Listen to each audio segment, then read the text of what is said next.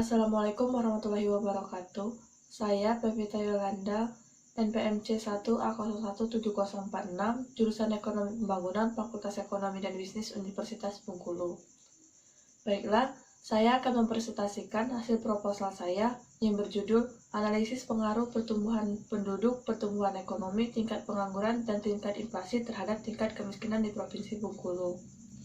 Dalam memenuhi tugas dan metodologi penelitian ekonomi. Ini adalah judul proposal saya, Analisis Pengaruh Pertumbuhan Penduduk, Pertumbuhan Ekonomi, Tingkat Pengangguran, Tingkat Inflasi terhadap Tingkat Kemiskinan di Provinsi Bengkulu. Yang pertama, latar belakang. Salah satu alasan mengapa peneliti mengambil judul ini karena kemiskinan merupakan masalah penting yang dihadapi dalam suatu daerah maupun suatu negara, terutama negara sedang berkembang. Pembangunan selalu menimbulkan dampak positif maupun dampak negatif. Oleh karena itu, diperlukan indikator sebagai tolak ukur terjadinya pembangunan. Suatu negara akan dikatakan sukses dalam pembangunan ekonomi jika telah menyelesaikan 3 masalah dalam pembangunan. Ketiga masalah tersebut adalah jumlah kemiskinan yang meningkat, distribusi pendapatan yang semakin memburuk, dan lapangan pekerjaan yang tidak variatif sehingga tidak mampu menyerap para pencari kerja. Dalam Kuncoro 2010.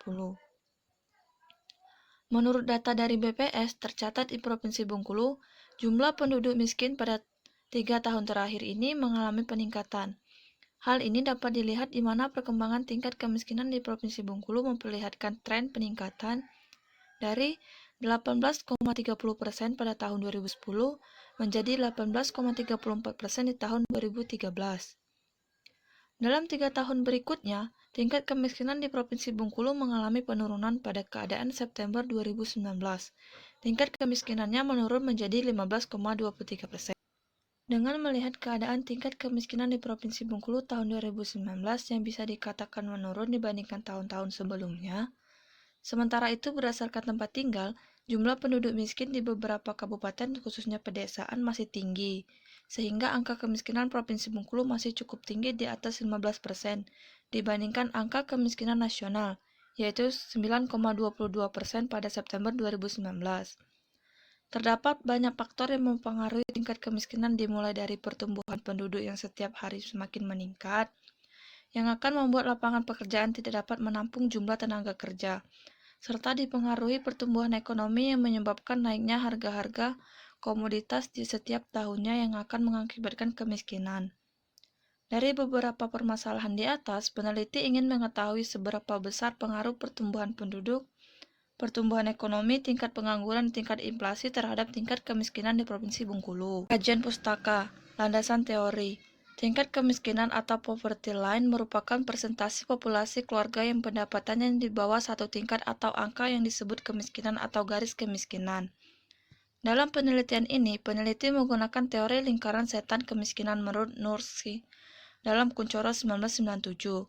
Yang dimaksud lingkaran setan kemiskinan adalah suatu rangkaian yang saling mempengaruhi satu sama lain secara demikian rupa, sehingga menimbulkan suatu negara akan tetap miskin dan akan banyak mengalami kesukaran untuk mencapai tingkat pembangunan yang lebih baik. Menurut Kuncoro 2006, terdapat 3 faktor penyebab kemiskinan jika dipandang dari sisi ekonomi. Pertama, kemiskinan muncul karena adanya ketidaksamaan pola kepemilikan sumber daya yang menimbulkan distribusi pendapatan yang timpang. Penduduk miskin memiliki sumber daya yang terbatas dan kualitasnya rendah. Kedua, kemiskinan muncul akibat perbedaan dalam kualitas sumber daya manusia.